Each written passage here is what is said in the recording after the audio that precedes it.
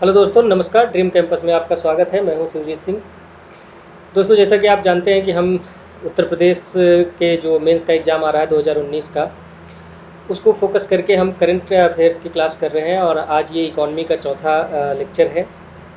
दोस्तों, जो नए हैं उनको मैं बता दूं कि जो ये लेक्चर मैं प्रोवाइड करवा रहा हूं, इसका पीडीएफ भी मैं प्रोवाइड करवाता हूं अपने टेलीग्राम चैनल पे, जिसका लिंक आपको नीचे डिस्क्रिप्शन बॉक्स में मिल जाएगा। वहां से आप टेलीग्राम चैनल को ज्वाइन कर लीजिए और वहाँ से पीडीएफ, इसके अलावा जो भी और भी पीडीएफ हैं जैसे डिजास्टर मैनेजमेंट, यूपी स्पेशल, वो सब आप वहाँ से ले सकते हैं। और जो लोग नए हैं उनसे मेरा निवेदन है कि चैनल को सब्सक्राइब जरूर कर लें। दोस्तों, एक चीज़ और मैं बता दूं कि आज का जो लेक्चर है ये काफ़ी इम्पोर्टेंट होने वाला है, क्योंकि इसमें बहुत सारे ऐसे टॉपिक्स हैं जो कि नए हैं इकॉनमी के लिए। क्योंकि इस समय जो कोविड-19 का दौर चल रहा है, इसमें बहुत सारे नए नए टर्म्स आ रहे हैं, नए नए टर्मिनोलॉजीज आ रही हैं। इवन जो पुरानी कुछ संस्थाएं हैं, कुछ लॉ हैं, कुछ एक्ट्स हैं, वो भी इस समय न्यूज़ में हैं। तो इस वजह से आज के लेक्चर में यही सब सारी चीज़ें हमने इंक्लूड किया हुआ है। तो ये लेक्चर काफ़ी इम्पॉर्टेंट होने वाला है आप लोगों के लिए एग्ज़ाम के पॉइंट ऑफ व्यू से। ठीक है, तो चलिए शुरू करते हैं आज का लेक्चर। आज का जो हमारा पहला टॉपिक है वो है कोविड-19 इकोनॉमिक रिलीफ पैकेज। जैसा कि आप जानते हैं कि गवर्नमेंट ने कुछ पैकेज ले आया था। सबसे पहले जैसे आत्मनिर्भर भारत के पहले का ये प्रोग्राम था, जिसको प्रधानमंत्री गरीब कल्याण योजना बोला गया। इसमें वित्त मंत्रालय ने कुछ इकोनॉमिक पैकेज दिया था डिफरेंट सेक्शंस के लिए। तो दोस्तों, एग्ज़ाम के पॉइंट ऑफ व्यू से ये इम्पोर्टेंट हो सकता है, सीधा सीधा योजना पूछी जा सकती है। तो हम इसको देखेंगे कि इसके कंपोनेंट्स क्या क्या हैं और इसके बेनिफिट्स क्या क्या हैं, और इसके साथ साथ इसमें चैलेंजेस क्या हैं, मतलब इसकी वजह से क्या परेशानियां भी हो सकती हैं। ठीक है दोस्तों, तो कंटेक्स्ट देखिए, इसमें यही है कि लॉकडाउन होने की वजह से मैक्सिमम इकोनॉमिक एक्टिविटीज़ बंद हो गई थी। मैक्सिमम क्या, ऑलरेडी मतलब सारे इकोनॉमिक एक्टिविटीज़ बंद कर दिए गए। उसके बाद एयरलाइंस, कंस्ट्रक्शन वर्क्स, जहाँ पे ज़्यादा मात्रा में लोग काम करते हैं, वो सब सारी चीज़ बंद हो गई। इसकी वजह से लिवलीहुड क्राइसिस आ गया। ठीक है दोस्तों, तो इस चीज़ को दूर करने के लिए, इस चीज़ से निपटने के लिए गवर्नमेंट ने एक पैकेज अनाउंस किया है, जिसके तहत वो अलग अलग सेक्शंस के लोगों के लिए कुछ उपाय किए हैं। ठीक है, तो वही हम इस चीज़ में देखने वाले हैं। उसके अलावा एक चीज़ ये भी इम्पॉर्टेंट है कि जो ये इकोनॉमिक पैकेज आया है सेंट्रल गवर्नमेंट की तरफ से, उसके पहले ही केरला गवर्नमेंट ने 20,000 करोड़ का अपना इकोनॉमिक पैकेज की घोषणा कर दी थी। उसके बाद जो है सेंट्रल गवर्नमेंट ने इसको जो है लागू किया है। इसके अलावा कई और स्टेट्स हैं, जैसे उत्तर प्रदेश हो गया, उत्तराखंड हो गया, पंजाब, तेलंगाना हो गया, ये लोग भी कुछ इसी तरह का उपाय कर रहे हैं। तो इस वजह से जो ये योजना है ये हमारे लिए इम्पॉर्टेंट है। तो चलिए देखते हैं कि इसमें क्या क्या प्रोविजंस किए गए हैं। इनके जो की कंपोनेंट्स हैं उसको हम एक एक करके देखेंगे। तो इसमें सबसे पहला जो कंपोनेंट है दोस्तों, वो है insurance scheme for health workers. देखिए, सबसे ज़्यादा जो रिस्की कंडीशन में है, जिनके लिए सबसे ज़्यादा रिस्क है, वो है हेल्थ वर्कर्स। ठीक है, इसमें जो भी आशा वर्कर्स हैं, जो भी नर्सेज हैं, पैरामेडिकल स्टाफ है, ये सब सारे लोग हैं।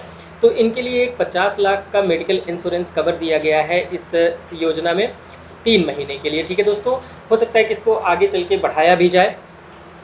तो ये कंपोनेंट है कि जो हेल्थ वर्कर्स हैं उनके लिए 50,000 रुपये, 50 लाख का एक मेडिकल इंश्योरेंस दिया गया है।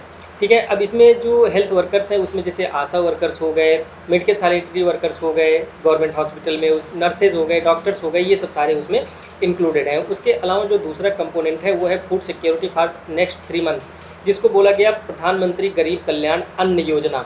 दोस्तों, अभी जो जब ये लागू किया गया था, जब ये स्कीम लॉन्च किया गया था, तब ये 3 महीने के लिए था, लेकिन अभी इसको बढ़ा करके आगे भी बढ़ाया गया है। लगभग ये नवंबर तक चलता रहेगा। कुछ जो छठ वठ का त्यौहार है वहाँ तक बताया है प्रधानमंत्री ने कि वहाँ तक जो है इसको बढ़ाया जाएगा। ठीक है, तो दोस्तों इसमें जो चीज़ें हैं, देखिए, एक जो हमारा पीडीएस का सिस्टम था, उस पीडीएस के अंतर्गत जो भी राशन मिलता था लोगों को, वो राशन तो मिलता ही रहेगा। इसमें बात ये की गई है कि इसमें एडिशनल 5 किलोग्राम का आपको ग्रेन दिया जाएगा। ठीक है, चाहे वो आप व्हीट लेंगे या फिर राइस लेंगे, जो कि पूरी तरह से फ्री ऑफ कॉस्ट होगा। मतलब ये कि जो पीडीएस के तहत चल रहा है सब्सिडाइज्ड फूड है, जिसका कुछ रेट है 2 रुपया किलो, 3 रुपया किलो करके, वो तो चलेगा ही चलेगा। उसके अलावा 5 किलोग्राम का जो है जितने भी नेशनल फूड सिक्योरिटी एक्ट के अंदर आने वाले व्यक्ति हैं उनको एडिशनल 5 किलो का ग्रेन दिया जाएगा। ठीक है, इसके अलावा प्रत्येक हाउस होल्ड जो होगा वो 1 किलोग्राम पल्सेस भी फ्री में पाएगा। दाल भी उनको 1 किलोग्राम दिया जाएगा। ठीक है, ऐसा माना जाता है कि 80 करोड़ लोग जो है इस योजना का लाभ उठाएंगे। तीसरा जो कंपोनेंट है दोस्तों वो है cash transfer and other benefits for next 3 month. ठीक है, कुछ लगा मतलब कि डायरेक्ट अकाउंट में उनके दिया जाएगा कुछ पैसा। ये अलग अलग चीज़ों के लिए है, अलग अलग पैसा है, अलग अलग अमाउंट है, तो ये डायरेक्ट बेनिफिट ट्रांसफ़र किया जाएगा। ठीक है, इसमें about 3 crore poor pensioners above 60 years, जो 60 साल के ऊपर के जो पेंशनर्स हैं, जो विडोज़ हैं मतलब जो विधवा हैं, और उसके अलावा जो डिसेबल्ड पीपल हैं उनको 1000 रुपया 2 इंस्टॉलमेंट में मिलेगा। ठीक है, उसके अलावा ऐसी महिलाएं जो जनधन योजना का अकाउंट होल्ड करती हैं उनको 500 रुपया प्रति मंथ दिया जाएगा। उसके बाद poor house hold which receive the cooking gas connection under the Ujjwala scheme would get free gas cylinders. ठीक है, मतलब ये अगले 3 महीने तक उनको उज्ज्वला स्कीम के तहत फ्री में गैस कनेक्शन दिया जाएगा। इसके अलावा जो अगला कंपोनेंट है वो वर्कर्स के लिए है, और इसमें जो सबसे बड़ा बदलाव किया गया है दोस्तों वो ये है कि मनरेगा के अंतर्गत जो उनको पैसा दिया जाता था, जो वेजेस दिए जाते थे, उसको 182 रुपये से बढ़ा करके 202 रुपया कर दिया गया है। ठीक है, the centre is directing the states to use 31,000 crore held by building and other construction worker welfare board to provide support to the 3.5 crore registered workers. ठीक है, देखिए जो कंस्ट्रक्शन वर्कर्स होते हैं उनके लिए एक बोर्ड बनाया जाता है जिसमें कुछ कंट्रीब्यूशन करती है स्टेट, पैसा उसमें रखी रहती है कि कोई अनसीन एक्सीडेंट होता है, कोई अनसीन अनवारंटेड इंसिडेंट्स होते हैं, तो उस बोर्ड से उसको कंपनसेट किया जाता है। तो सेंट्रल गवर्नमेंट ने ये कहा है कि जो पैसे आपके पास इस बोर्ड के तहत हैं, मतलब 31,000 करोड़ का, इसको भी आप जो है वर्कर्स के वेलफेयर्स के लिए आप खर्च कीजिए। और उसके अलावा जहाँ पे भी मिनरल माइनिंग वर्क्स हो रहा है वहाँ पे एक डिस्ट्रिक्ट मिनरल फंड है, उसमें जो भी पैसा है आप उसको जो है मेडिकल स्क्रीनिंग, टेस्टिंग और ट्रीटमेंट के लिए यूज कीजिए। ऐसा सेंट्रल गवर्नमेंट स्टेट गवर्नमेंट के लिए कही है। तो मेजर जो कंपोनेंट्स हैं वो है insurance scheme for health workers है, फूड सिक्योरिटी के लिए है, कैश ट्रांसफ़र है, ठीक है, और वर्कर्स के लिए कुछ डायरेक्ट बेनिफिट ट्रांसफ़र है। ठीक है, तो ये हो गए इसके कंपोनेंट्स। अभी आगे देखते हैं कि जो और कंपोनेंट्स हैं वो हैं एग्रीकल्चर सेक्टर में फॉर लैंड ओनिंग फार्मर्स। इसमें देखिए 2000 रुपये पर मंथ तो लगभग मिल ही रहा था, लेकिन सेंट्रल गवर्नमेंट ने कहा कि ये जो 2000 रुपये का उनको पैसा दिया जा रहा है इसको जल्दी से जल्दी, जितना जल्दी हो सके उसको आप उनके अकाउंट में ट्रांसफ़र कीजिए। अगला जो कंपोनेंट है वो कंपनीज और सेल्फ हेल्प ग्रुप के लिए है। ठीक है, हर small companies with the 100 employees or less, ऐसे कंपनीज जिनके पास 100 एम्प्लॉई हैं या उससे कम है, जिसमें 90% से ज़्यादा लोग का जो सैलरी है वो 15,000 रुपये से कम है। ठीक है, ये शर्त है ऐसी कंडीशन में जो उनका EPF का कंट्रीब्यूशन होता है। दोस्तों देखिए जो EPF एम्प्लॉय प्रोविडेंट फंड होता है उसमें क्या होता है कि जो भी वर्कर्स होते हैं, जो भी एम्प्लॉइज़ होते हैं, मतलब काम करने वाले होते हैं, उनकी सैलरी से कुछ पैसा उसमें जमा होता है, और जो आपको एम्प्लॉयमेंट दिया होता है, मतलब जो एम्प्लॉयर होता है वो भी उतने ही मात्रा में उस अकाउंट में आपके लिए वो जमा करता है। तो बाद में जब आप रिटायर होते हैं तो वो जोड़ के आपको मिलता है। तो गवर्नमेंट ने कहा है कि ऐसी कंपनी जिसमें 100 एम्प्लॉइज़ या उससे कम है और जिसमें 90% से ज़्यादा लोगों की सैलरी 15,000 रुपये से कम है, उसमें EPF में कंट्रीब्यूशन जो भी होगा एम्प्लॉइज़ की तरफ से और एम्प्लॉयज़ की तरफ से, दोनों की तरफ से जो कंट्रीब्यूशन होना चाहिए वो गवर्नमेंट खुद करेगी। कितने दिनों के लिए? 3 महीने के लिए। ठीक है, तो उम्मीद है कि ये वाला आपको समझ में आ गया होगा। उसके बाद MSMEs के लिए एक कंपोनेंट है कोलेटरल फ्री लोन का। ठीक है, इसमें सेल्फ हेल्प ग्रुप जो भी हैं वो क्या कर सकते हैं कि उनको लोन मिल सकता है। लोन पहले भी मिलता था लेकिन अभी उसका अमाउंट बढ़ा करके 20 लाख रुपया कर दिया गया है। ठीक है, MSMEs जो चला रहे हैं सेल्फ हेल्प ग्रुप्स, उनके लिए ये चीज़ कहा गया है। दोस्तों जो इसका इमीडिएट इम्पैक्ट पड़ेगा ऐसे रिलीफ पैकेजेस का, इकोनॉमिक पैकेजेस का, उसमें तो सबसे बड़ा जो इम्पैक्ट पड़ने वाला है, इमीडिएटली इम्पैक्ट जो पड़ा वो देखा गया कि जो बीएससी का सेंसेक्स और एनएससी का निफ्टी था, ये डाउनिंग मतलब कि नीचे की टेरिटरी में जा रहा था, लेकिन जब ये इकोनॉमिक पैकेज आया तो उसमें काफ़ी हद तक सुधार देखा गया। और दूसरा जो इम्पोर्टेंट इम्पैक्ट देखा गया था, मतलब कि जो इमीडिएट इम्पैक्ट था वो ये था कि जो रूपी था वो एप्रिसिएटेड हुआ, कितना, 57 पैसे में, ठीक है, 57 पैसे स्ट्रांग हो गया इंडियन रूपी। उसके बाद other news is that the positive for the India's physical health is the fall of crude oil prices. देखिए क्रूड ऑयल प्राइस भी जैसा कि हमने डिस्कस भी किया था कि 0 तक चला गया था, 0 हो गया था। तो ऐसे सिचुएशन में भी जो इसका इमीडिएट इम्पैक्ट था वो ऑयल पे, ऑयल के इम्पोर्ट पे भी देखा गया है, ठीक है। तो ये बात हो गई इमीडिएट इम्पैक्ट का। इसके बाद अगर हम एनालिसिस करें इस पूरे पैकेज का तो कुछ हमको पॉजिटिव चीज़ें भी दिखेंगी और कुछ हमको निगेटिव चीज़ें भी दिखेंगी, ठीक है। तो पॉजिटिव चीज़ें क्या हैं कि सबसे पहली चीज़ ये कि बहुत सारे ऐसे सेक्शंस हैं जो वल्नरेबल हैं, मतलब कि जो रिस्क बियर कर रहे हैं, जैसे हेल्थ वर्कर्स हैं, ठीक है, तो उनको उनका केयर करना ज़रूरी था। तो इसलिए जो उनके लिए इंश्योरेंस कवर दिया गया वो उनके लिए फ़ायदे की चीज़ हुई। उसके बाद फार्मर्स, ठीक है, और हेल्थ केयर वर्कर्स की हमने बात की। दूसरा जो थे वो थे फार्मर्स थे, फार्मर्स की सिक्योरिटी भी ज़रूरी थी। तो इन सब चीज़ों के लिए ये जो इकोनॉमिक पैकेज था ये काफ़ी फायदेमंद साबित हुआ। उसके बाद it is appreciable on the part of government that is made the use of existing schemes like PM किसान इन द पैकेज, ठीक है, मतलब कोई नई स्कीम लॉन्च नहीं की है, जो भी स्कीम पहले से चल रही है उसी के तहत सारे बेनिफिट्स दिए जा रहे हैं, ठीक है। तो इसकी वजह से जो बजट पे उनका प्रभाव पड़ने वाला था, अगर वो नई स्कीम लॉन्च करते, उनके लिए नया बजट सैंक्शन करते तो उनके बजट पे प्रभाव पड़ता, फिजिकल डेफिसिट बढ़ता। तो उस चीज़ को हम क्या कर सकते हैं, इस योजना के तहत उसको हम कंट्रोल में रख सकते हैं, ठीक है। उसके अलावा application of the PM Garib Kalyan Yojana will help the disposal of excess stock with the FCI, food corporation of India. देखिए फूड कॉर्पोरेशन ऑफ इंडिया और national agriculture cooperation market federation, इन दोनों के पास ज़रूरत से ज़्यादा ग्रेन्स हैं, ज़रूरत से ज़्यादा फूड ग्रेन्स हैं।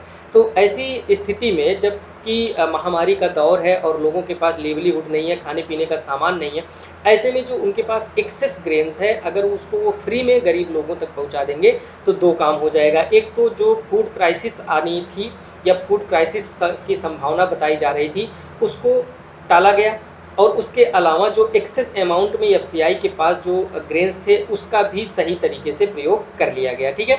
उसके बाद the offer pay both employer and employee contribution to the provident fund, हमने बताया for every small business enterprises will offer relief to those businesses that have been forced to shut down operations. देखिए जब lockdown हुआ तो बहुत सारे economic activities permanently बंद हो गए, ठीक है। तो ऐसी कंडीशन में जो गवर्नमेंट उनका कंट्रीब्यूशन कर रहा है ये उन कंपनीज़ के लिए काफ़ी फायदेमंद साबित होगा। लेकिन उसके साथ साथ दोस्तों बहुत सारे नेगेटिव इम्पैक्ट्स भी हैं।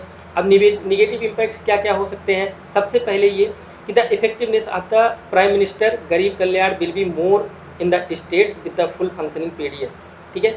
देखिए ज़्यादातर जो ग्रेन्स दिए जा रहे हैं वो पीडीएस के शॉप से ही मिलेंगे। हालांकि पीडीएस में जो है वो तो मिलेगा ही मिलेगा उनको, लेकिन पीडीएस के अलावा जो चीज़ें दी जा रही हैं वो भी पीडीएस के थ्रू ही दी जा रही हैं। तो ऐसे सिचुएशन में ये सब चीज़ें तभी इफेक्टिव हो पाएंगी जब आपका पीडीएस सिस्टम इफेक्टिवली काम कर रहा हो, ठीक है। तो जैसे केरला हो गया, तमिलनाडु हो गया, छत्तीसगढ़, केरला, तमिलनाडु, ये सब जो हैं पीडीएस के मामले में बहुत अच्छा है, बहुत अच्छे से काम कर रहे हैं। लेकिन अभी जैसे उत्तर प्रदेश हो गया, बिहार हो गया, इन सब जगहों पे, इन सब स्टेट्स में जो पीडीएस प्रणाली है वो अच्छे से काम नहीं कर रही है। तो ऐसी स्थिति में जो ये योजना है कि लोगों को फ्री में फूड ग्रेन्स प्रोवाइड करवाएंगे, ये जो है उतनी इफेक्टिवली काम नहीं कर पाएगा। तो पहला जो निगेटिव इम्पैक्ट था वो ये था, निगेटिव पॉइंट कि जब आपका पीडीएस सिस्टम ही अगर सही नहीं है तो आप जो है लोगों तक अन्न नहीं पहुंचा पाएंगे। दूसरा, अगर देखिए जो मनरेगा था उसमें डेली वेजेस को बढ़ाया गया, लेकिन आप ये सोचिए कि अगर लॉकडाउन है और अगर आप घर से बाहर निकल ही नहीं पाएंगे तो आप मनरेगा में वर्क कैसे करेंगे, और अगर आप मनरेगा में वर्क नहीं कर पाएंगे तो वेजेस चाहे कितना भी बढ़ा दीजिए आपको तो मिलने वाला है नहीं। तो एक्सपर्ट्स का ये मानना था कि जो मनरेगा के तहत आपने वेजेस को बढ़ाया है, उस वेजेस को बढ़ाने के अलावा, मतलब ये कि वेजेस को बढ़ाने उसके बढ़ाने के बजाय आप क्या किए होते कि डायरेक्ट एम्प्लॉयमेंट कंपनसेशन दिए होते, बेरोजगारी भत्ता टाइप का कुछ ऐसा दिए होते, ताकि उनके अकाउंट में डायरेक्ट पैसा मिले और वो अपने घर पे भी रहें और सेफ भी रहें, ठीक है। उसके अलावा farmers are facing both the lower crop prices, ठीक है, और दूसरी तरफ से लॉकडाउन, ठीक है। इन सब चीज़ों ये सब चीज़ें चल रही हैं और इसकी वजह से उनके पास क्या है कि लेबर की भी कमी है। तो फार्मर्स की जो मेन प्रॉब्लम थी उसको सॉल्व नहीं किया गया है, ठीक है।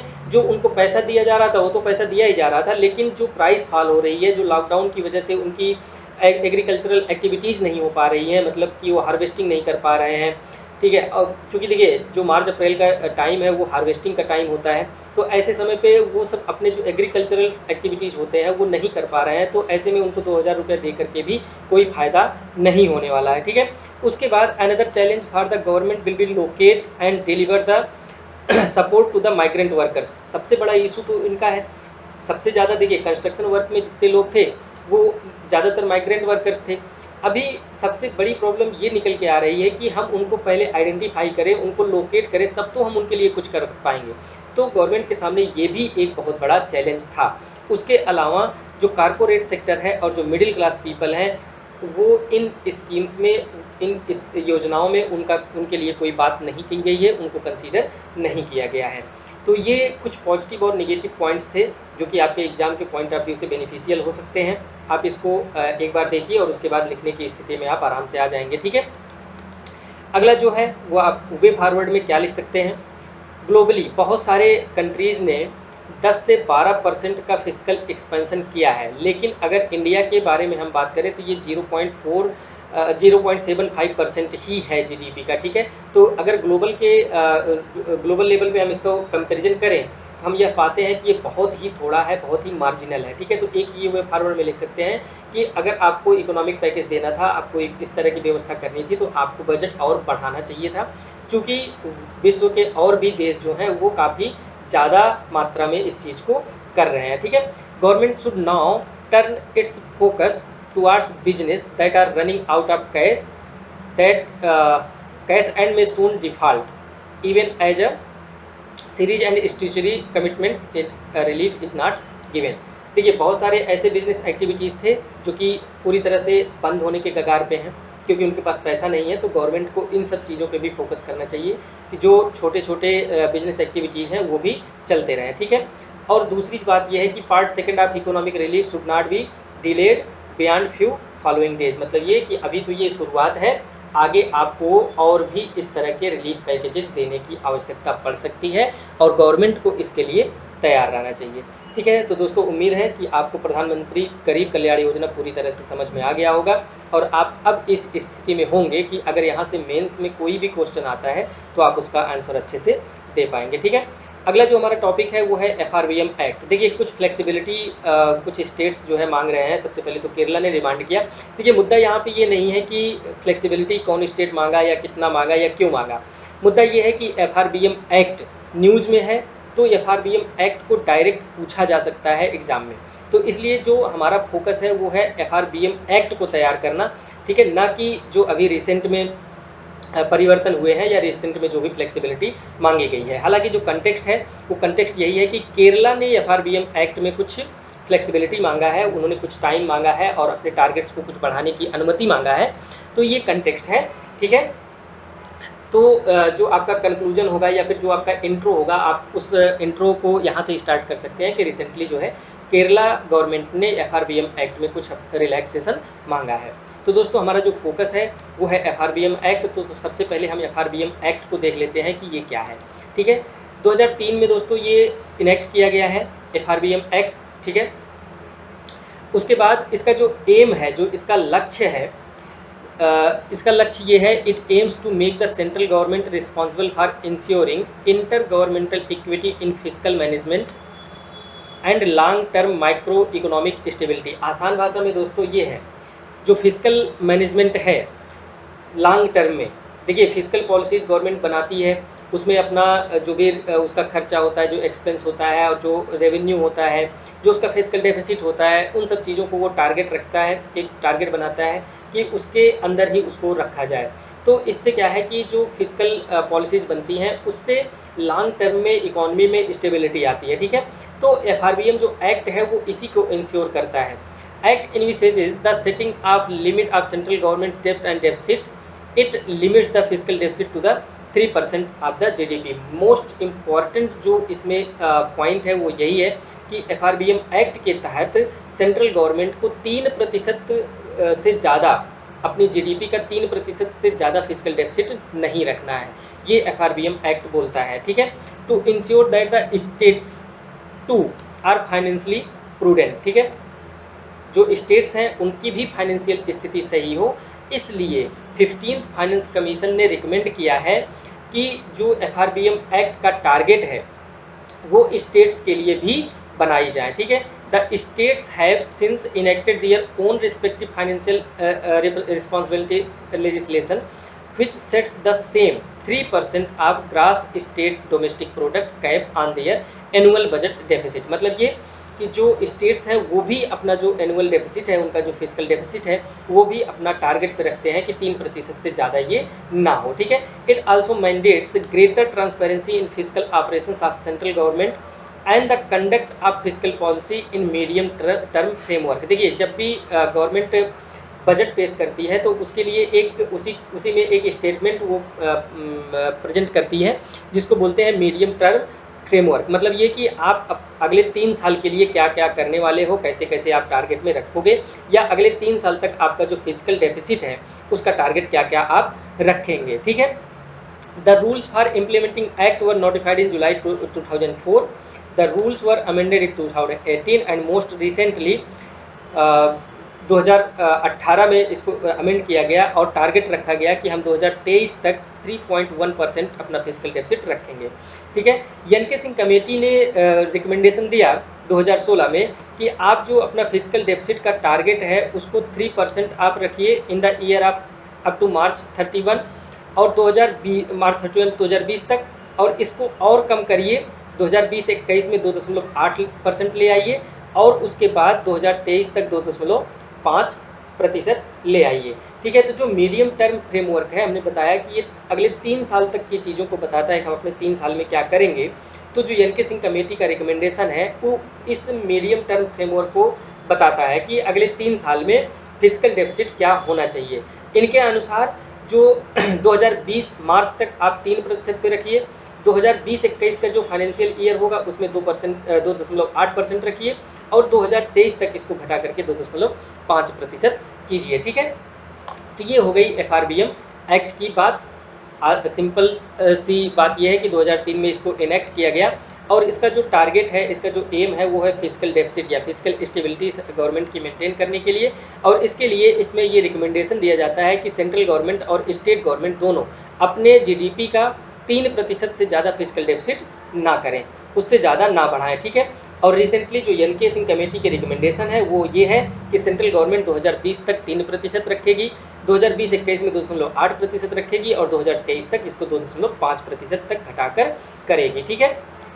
अभी देखिए, जो ये FRBM एक्ट है इसके अंदर ही कुछ ऐसी व्यवस्था की गई है जिसकी वजह से इस टारगेट्स को डिले किया जा सकता है या सेंट्रल गवर्नमेंट इसमें रिलैक्सेशन ले सकती है या फ्लेक्सिबिलिटी ले सकती है, और इसको बोलते हैं एस्केप क्लाज। एस्केप क्लाज का मतलब ये कि कुछ ऐसी स्थिति है, कुछ ऐसी विशेष परिस्थितियां हैं जिसमें गवर्नमेंट क्या कर सकती है, इन टारगेट्स को डिले कर सकती है, ठीक है। और ये जो ग्राउंड्स है, ये जो स्थिति परिस्थिति हो सकती है, वो स्थिति परिस्थिति क्या हो सकती है कि कोई नेशनल सिक्योरिटी का इशू हो, वार हो जैसे, या फिर कोई नेशनल कैलेमिटी हो, ठीक है, या फिर एग्रीकल्चर पूरी तरह से कोलैप्स कर जाए, या फिर कोई स्ट्रक्चरल इकोनॉमिक रिफॉर्म किया गया हो, ठीक है, या फिर decline in the rural real output growth of A quarter by at least 3 percentage point below the average of the previous 4 quarters. मतलब ये कि जो आउटपुट रेट है वो काफ़ी सिग्निफिकेंटली डिक्लाइन कर जाए, ऐसी स्थिति में जो गवर्नमेंट है वो अपने फिजिकल डेफिसिट के टारगेट को डिले कर सकती है, ठीक है। तो जो लॉकडाउन है, ठीक है, जो लॉकडाउन है कोविड-19 की वजह से, या कोविड-19 जो पेंडेमिक है, इसको नेशनल कैलेमिटी घोषित किया गया है, जिसकी वजह से गवर्नमेंट आर्टिकल सेक्शन 4.2 मतलब जो सेक्शन है FRBM एक्ट का 42 इसको यूज करते हुए गवर्नमेंट क्या कर रही है, एस्केप क्लॉज का यूज कर रही है इस समय, ताकि वो अपने फिजिकल डेफिसिट के टारगेट को ध्यान में बाद में रखे, पहले वो जो देश की ज़रूरतें हैं उसको पूरा करे। ठीक है। Also the government has already made the use of escape clause in this year, जैसा कि हमने बताया कि गवर्नमेंट ऑलरेडी इस एस्केप क्लॉज का यूज कर रही है। अगर हम पास्ट में देखें कि जब कब कब एस्केप क्लॉज यूज किया गया है या फिर कब कब ऐसी स्थिति आई है कि जब एस्केप क्लॉज को यूज करने की आवश्यकता पड़ी है, तो सबसे पहले तो देखिए हमने कारपोरेट जो टैक्स था उसको हमने रिड्यूस किया है, तो उसको गवर्नमेंट ने कहा कि ये स्ट्रक्चरल इकोनॉमिक रिफॉर्म है और इसकी वजह से वो फिस्कल डेफिसिट टारगेट को थोड़ा सा डिले करेगी। ठीक है। उसके अलावा जो ग्लोबल फाइनेंशियल क्राइसिस आई थी 2008-2009 में, उस समय भी एस्केप क्लॉज का प्रयोग किया गया था। ठीक है दोस्तों, तो ये सब बात हो गई FRBM एक्ट की और उसमें जो एस्केप क्लॉज है उसकी। तो उम्मीद है कि जो FRBM एक्ट है ये आपको पूरी तरह से समझ में आ गया होगा और आप अब इस स्थिति में होंगे कि अगर FRBM एक्ट पूछता है एग्जाम में तो आप उसको लिख सकते हैं। अगला जो है वो टॉपिक है हमारा impact of covid on global economy. देखिए मोटा मोटा इसको हर कोई जानता है, ठीक है, लेकिन आपका जो एग्ज़ाम में लिखने का तरीका होगा, जो इंट्रो होगा या फिर जो आंसर होगा, वो थोड़ा सा स्टैंडर्ड होना चाहिए। इसलिए कुछ इसमें चीज़ें हैं, कुछ ऐसे फैक्ट्स हैं जो आपके ध्यान में होना चाहिए, आपके दिमाग में होना चाहिए, ताकि आपका आंसर बेहतर बन सके। ठीक है। तो जो ये रिपोर्ट आई है, ये रिपोर्ट है अंकटाड की। ठीक है। अंकटाड ने कहा है, अंकटाड ने ऑब्जर्व किया है कि जो इकोनॉमिक अनसर्टेनिटी है कोविड-19 की वजह से, ये कितना ग्लोबल लगभग 1 ट्रिलियन डॉलर की इकॉनमी को ये ध्वस्त कर देगी। मतलब 1 ट्रिलियन डॉलर की इकॉनमी इसमें ख़त्म होने वाली है, उसका लॉस होने वाला है। ठीक है। ये जो ऑब्जर्वेशन है अंकटाड का, ये किस पे बेस्ड है? World economic situation and prospect 2020 released by the UNCTAD. ठीक है। ये उस पे उसकी फाइंडिंग्स पे बेस्ड है। इसके जो मेजर ऑब्जर्वेशंस हैं दोस्तों, उसमें देखिए सबसे पहला ऑब्जर्वेशन तो यही है, a slow down in global economy to under 2% for this year is envisaged, which will probably cost in the order of $1 trillion। ठीक है, जैसा कि हमने पहले ही देखा कि $1 ट्रिलियन का नुकसान होने वाला है। उसके अलावा जो दूसरा ऑब्जर्वेशन है वो ये है कि जो सप्लाई चेन है, ठीक है, वो इंटरप्ट हुआ है, क्योंकि देखिए चाइना में कोविड-19 का प्रकोप है, तो पूरी तरह से इकॉनमी बंद है और हम जानते हैं कि चाइना बहुत बड़ा सप्लायर है। ठीक है। और उसके अलावा ऑयल प्राइसेस की अनसर्टेनिटी है, इसकी वजह से भी जो सप्लाई चेन मैनेजमेंट है, जो सप्लाई चेन है वो डिसरप्ट हो रहा है। उसके अलावा देखिए European economies had already been performing extremely badly towards in the 2019। 2019 से ही, 2019 के अंतिम जो महीना था उसी टाइम से ही जो यूरोपियन इकोनॉमी है वो बुरी तरह से, मतलब कि बैडली इम्पैक्ट हो रहा है और वो अच्छे से काम नहीं कर पा रही है। ठीक है। जर्मन इकोनॉमी पूरी तरह से फ्रेजाइल हो चुकी है। Italian economy and other part of European periphery are also facing very serious stress. ठीक है। उसके बाद many parts of Latin America region में भी प्रॉब्लम चल रही है, जैसे कि अर्जेंटीना स्ट्रगल कर रहा है। ठीक है। नॉक ऑन इफेक्ट है उसके यहाँ। ठीक है। इस तरह से हम जो भी चीज़ें हैं इसको थोड़ा थोड़ा सा करके अपने आंसर को लिख सकते हैं। उसके बाद इस रिपोर्ट में ये ऑब्जर्व किया गया है कि the least developed countries whose economies are driven by the sale of raw materials will also face hard consequences. ठीक है। जो रॉ मटेरियल को सप्लाई करने वाले हैं कंट्रीज, जो लीस्ट डेवलप्ड कंट्रीज हैं, वो भी बुरी तरह से इम्पैक्टेड होंगे। उसके बाद heavily indebted developing countries, particularly commodity exporters, face a particular threat due to the weaker export return linked to the stronger US dollar। देखिए इसमें क्या हो रहा है कि डॉलर काफ़ी स्ट्रांग हो रहा है, तो ऐसी स्थिति में जो कंट्रीज कर्ज में डूबी हुई हैं उनके लिए और भी परेशानी होने वाली है। The likelihood of stronger dollar as investors risk seek safe haven for their money and the almost certain a rise in commodity price in the global economy slowdown means that the commodity exporters are suffering।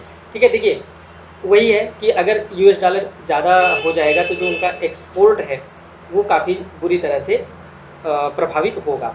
तो ये जो की observations थे उसको हमने देख लिया। अभी इसमें जो सजेशंस है, सजेशंस के रूप में आप क्या देख सकते हैं, a series of dedicated policy responses the institutional reform are needed to prevent a localised health scare from the turning into global economic meltdown. ठीक है, तो देखिए कुल मिला के सजेशन यही है कि जो स्ट्रक्चरल और इंस्टीट्यूशनल रिफॉर्म होने चाहिए लोकल लेवल पे, सारे गवर्नमेंट्स को वो करना चाहिए। Governments need to spend now in order to prevent more damaging meltdown in the coming times. तो गवर्नमेंट को ये कोशिश करना चाहिए कि ज़्यादा से ज़्यादा इन्फ्यूजन करे मनी का, ताकि जो और भी बुरी स्थिति आने वाली है उसको टाला जा सके। Chinese government is likely to introduce significant expansionary measures short hand for increasing spending और टैक्स कट्स। ठीक है, देखिए चाइनीज़ गवर्नमेंट ने क्या किया है कि वो टैक्स कट कर रही है या फिर अपना जो एक्सपेंडिचर है उसको बहुत ज़्यादा तेज़ी से एक्सपैंड कर रही है, ज़्यादा खर्चा कर रही है। तो इसकी वजह से जो उनके यहाँ की जो लिक्विडिटी है वो इतना ज़्यादा क्रंच में नहीं आ रही है। तो इसी तरह की व्यवस्था और भी गवर्नमेंट को करनी चाहिए। ठीक है, the US government is in an election year and it need to do more than the simply cutting taxes and reducing interest rate. मतलब ये कि यूएस के लिए ये सजेशन है कि आप केवल टैक्स को और इंटरेस्ट रेट को ही कम मत कीजिए, बल्कि और भी सारी चीज़ें कीजिए। क्योंकि देखिए क्या है कि गवर्नमेंट अगर इलेक्शन मोड में है तो उसकी जो पॉलिसीज़ होती हैं वो ज़्यादातर फोकस्ड होती हैं कि हम किस तरह से ज़्यादा वोट ले आ करके जीत जाएं अपने इलेक्शन को। लेकिन अभी जो आवश्यकता है वो आवश्यकता केवल पॉलिटिकल विल की नहीं है, केवल पॉलिटिकल गेन की नहीं है, बल्कि लोगों के सुरक्षा की है और पूरे विश्व के इकोनॉमी की बात है। ठीक है, तो ऐसे स्थिति में वो सारी कदम सारे गवर्नमेंट्स को उठाना चाहिए जो इकोनॉमी के लिए फ़ायदेमंद हो। ठीक है दोस्तों, तो ये एक छोटा सा टॉपिक था जो कि वर्ल्ड इकोनॉमी को लेकर के था। अगला जो हमारा टॉपिक है वो है ऑपरेशन ट्विस्ट। ठीक है, आरबीआई ने ऑपरेशन ट्विस्ट स्टार्ट किया है, छोटा सा टॉपिक है। देखिए क्वेश्चन बस इतना ही पूछा जा सकता है कि ऑपरेशन ट्विस्ट क्या होता है और इसके फायदे और नुकसान क्या हो सकते हैं या इसमें चैलेंजेस क्या आ सकते हैं। ठीक है, कंटेक्स्ट यह है, the RBI has decided to conduct simultaneous purchase and sale of government securities. ठीक है, under the open market operation for the 10,000 crore. देखिए बात यह है कि जब भी इकोनॉमी में कोई भी लिक्विडिटी क्रंच आती है या इन्फ्लेशन हो जाता है या फिर लिक्विडिटी बढ़ जाती है, तो ऐसी स्थिति में आरबीआई क्या करता है, गवर्नमेंट सिक्योरिटीज़ को या तो वो बेचता है, मतलब ये कि जब उसको लिक्विडिटी को सक करना होता है, लिक्विडिटी को कम करना होता है, तो वो जो गवर्नमेंट सिक्योरिटीज उसके पास होती हैं वो बेच के जो मार्केट के पैसे होते हैं उसको अपने पास ले लेता है। तो इसकी वजह से लोगों के हाथ में पैसे कम होते हैं और जो इन्फ्लेशन होता है वो कंट्रोल में आ जाता है। ये एक चीज़ होता है। दूसरी चीज़ ये होता है कि वो गवर्नमेंट सिक्योरिटीज़ को क्या करता है, खरीदता है। ठीक है, जब खरीदेगा वो तो वो पैसा क्या करेगा, वो आम जनता को देता है। ऐसी स्थिति में आम जनता के पास पैसा बढ़ता है, लिक्विडिटी बढ़ती है और इन्फ्लेशन को बढ़ाया जाता है, मतलब महंगाई दर को थोड़ा सा बढ़ाया जाता है। तो ये दो तरह के ऑपरेशन होते हैं। एक में आरबीआई गवर्नमेंट सिक्योरिटीज़ को बेचता है, ठीक है, जिससे वो लिक्विडिटी को सक कर लेता है, और दूसरी पॉलिसी ये होती है कि वो गवर्नमेंट सिक्योरिटीज़ को खरीदता है, जिसकी वजह से लिक्विडिटी बढ़ाई जाती है। लेकिन जब ये प्रोसेस आम समय में ये होता है कि आरबीआई एक टाइम पे वो बेचती है, या तो बेचती है या खरीदती है। लेकिन अभी क्या है, ऑपरेशन ट्विस्ट ऐसी स्थिति को बोलते हैं कि जब आरबीआई इन दोनों को एक साथ करे, मतलब कि वो सिक्योरिटीज़ को बेचे भी और सिक्योरिटीज़ को खरीदे भी। तो ऐसी जो स्थिति होती है इसको ऑपरेशन ट्विस्ट बोलते हैं। ठीक है, ऑपरेशन ट्विस्ट का जो शब्द है या ऑपरेशन ट्विस्ट टाइप की जो चीज़ है, इसको आरबीआई ने सबसे पहले 2019 में दिसंबर में यूज किया था। ठीक है, तो ये है जो है कंटेक्स्ट है कि आरबीआई जो है ऑपरेशन ट्विस्ट स्टार्ट कर रही है, मतलब कि गवर्नमेंट सिक्योरिटी को साइमल्टेनियसली खरीदेगी भी और बेचेगी भी। ठीक है, अब इसके जो की पॉइंट्स है उसको हम देख लेते हैं। Operation twist is the RBI simultaneous selling of the short term securities, मतलब जो सेल करता है वो शॉर्ट टर्म के लिए होती है, and buying of long term securities, जो खरीदती है वो लॉन्ग टर्म के लिए होती है, in order to bring down long term interest rates and bolster the short term rates. ठीक है, मतलब ये कि जो लॉन्ग टर्म इंटरेस्ट रेट है उसको कम करने के लिए और जो शॉर्ट टर्म इंटरेस्ट रेट है उसको बढ़ाने के लिए ये ऐसी स्थिति बनती है और ऐसे ऑपरेशंस वो करती है। Operation twist was first used in 1961 bye US federal reserve bank, मतलब कि अमेरिका के द्वारा ये सबसे पहले यूज किया गया था। ठीक है, under this mechanism the short term securities are transacted into the long term securities. ठीक है, तो इसमें जो प्रोसेस होता है उसमें शॉर्ट टर्म सिक्योरिटीज जो होती है उनको ट्रांजिशन किया जाता है लॉन्ग टर्म सिक्योरिटीज में। अब इसका इम्पैक्ट क्या पड़ सकता है, इसका प्रभाव क्या पड़ सकता है। As a central bank buys a long term securities bond, their demand rises which in turn pushes up their prices, ठीक है।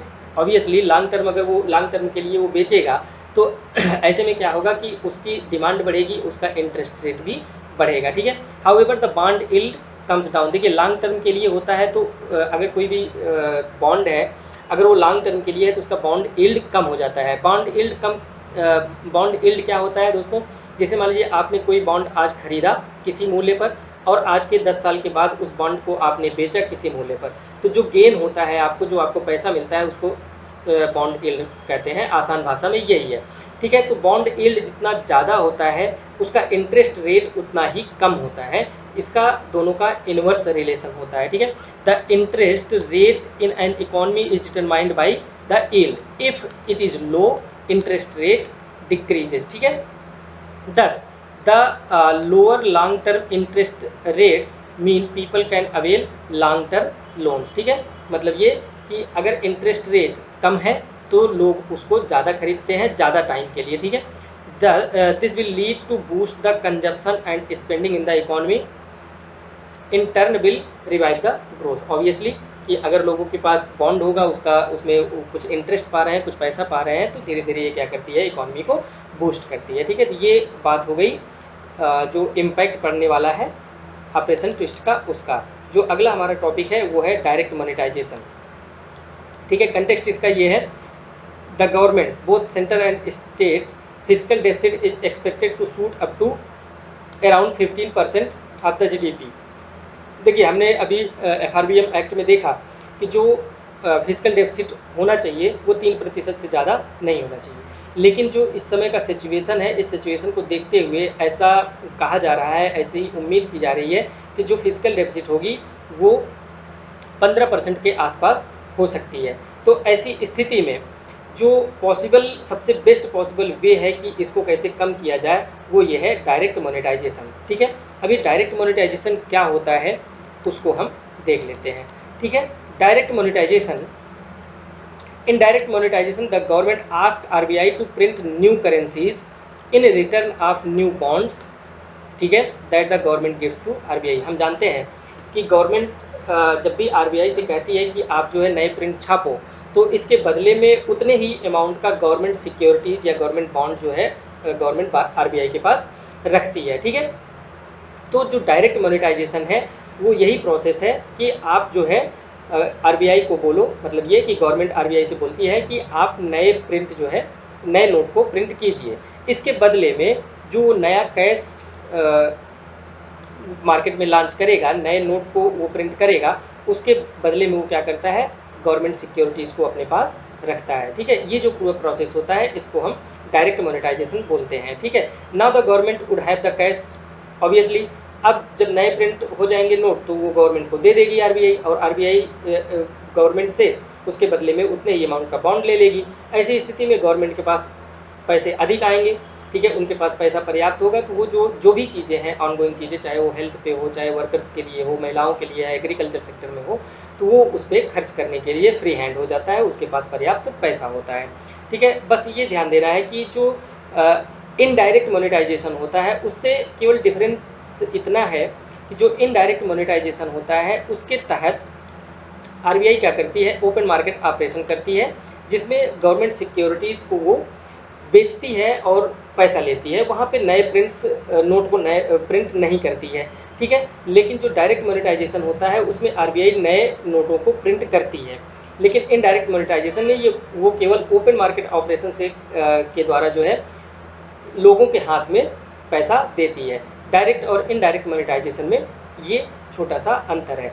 अगर हम डायरेक्ट मोनेटाइजेशन की बात करें तो 2020 में UK गवर्नमेंट ने भी ऐसी व्यवस्था की, ऐसा प्रयास किया है, ठीक है। अभी जो डायरेक्ट मोनेटाइजेशन है इसका इम्पैक्ट क्या पड़ सकता है, ठीक है। तो इसमें देखिए सबसे पहला जो इम्पैक्ट पड़ेगा वो तो ये पड़ेगा कि हाई इन्फ्लेशन बढ़ जाएगा। कैसे, देखिए अब RBI नोट को प्रिंट करके गवर्नमेंट को दे दी, गवर्नमेंट उस नोट को, उस पैसे को लोगों में डिस्ट्रीब्यूट कर दिया डिफरेंट स्कीम्स के तहत या डायरेक्ट बेनिफिट ट्रांसफ़र के तहत। तो ऐसे में क्या हुआ, लोगों के हाथों में पैसा ज़्यादा आ गया। हाथों में जब पैसा ज़्यादा आ जाएगा तो वो सामान का डिमांड ज़्यादा करेंगे, और जब सामान का डिमांड ज़्यादा करेंगे तो महंगाई आएगी, और ऐसी स्थिति को हम इन्फ्लेशन बोलते हैं। देखिए एक नॉर्मल जो इन्फ्लेशन होता है वो ठीक होता है, मतलब कि अगर आपका इन्फ्लेशन 2% से लेकर के 6% के बीच में है। मतलब ये कहा जाता है कि 4% ±2 होना चाहिए इन्फ्लेशन। अगर इतना इन्फ्लेशन है तो इकोनॉमी को ग्रो करने के लिए काफ़ी ज़्यादा बेनिफिशियल होता है, लेकिन अगर उससे ज़्यादा इन्फ्लेशन होता है तब वो इकोनॉमी के लिए हार्मफुल हो जाता है। तो अगर डायरेक्ट मोनेटाइजेशन करेंगे तो ऐसा उम्मीद है कि जो इन्फ्लेशन रेट है वो 6% से ज़्यादा हो सकता है, जो कि इकोनॉमी के लिए ठीक बात नहीं है, इफेक्टिव नहीं साबित होगा। ठीक है, उसके बाद ineffective spending, the government are considered inefficient and corrupt in their spending choices. ठीक है, अब वो अलग अलग तरीके से, अब देखिए गवर्नमेंट के पास उसका अपना अधिकार है कि वो जिस तरह से चाहे पैसे खर्च कर सकता है। ऐसी स्थिति में वो बिना किसी प्लानिंग के अगर पैसे खर्च करेगा, बिना किसी टारगेट या लक्ष्य के वो पैसा खर्च करेगा, तो ऐसे में पैसे का वेस्टेज होगा। ठीक है, और उसके साथ साथ करप्शन भी है, करप्शन में भी पैसे का लॉस होगा। ठीक है, ऐसे में तो जो उनके पास जो पैसा आया है, जो उसको सही तरीके से यूज करना चाहिए, वो यूज नहीं हो पा रहा है। ठीक है, एग्जाम्पल के लिए आप ये देख लीजिए कि whom to help and what extent, ये एक प्रॉब्लम होती है गवर्नमेंट के साथ, मतलब कि आइडेंटिफिकेशन ऑफ बेनिफिशियरीज। एक्सक्लूजन और इंक्लूजन का एरर हर स्कीम में देखा गया है गवर्नमेंट के।